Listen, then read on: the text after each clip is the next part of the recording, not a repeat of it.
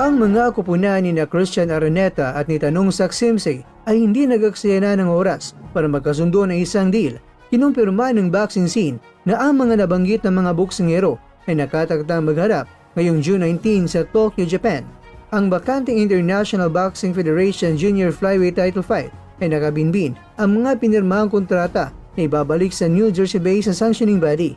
Nagbigay ang IBF ng pansamantalang sanction approval para sa bakanting titulo na IBF Junior Flyweight sa pamamagitan ng rank number 1 na si Christian Araneta at rank number 2 na si Tanong Saksimsey. Sinabi ng IBF Championship Committee Chairman na si Carlos Ortiz sa magkabilang panig sa isang liham na nakuha ng boxing scene ng laban ay nakatagdang maganap sa June 19, 2025 sa Tokyo, Japan.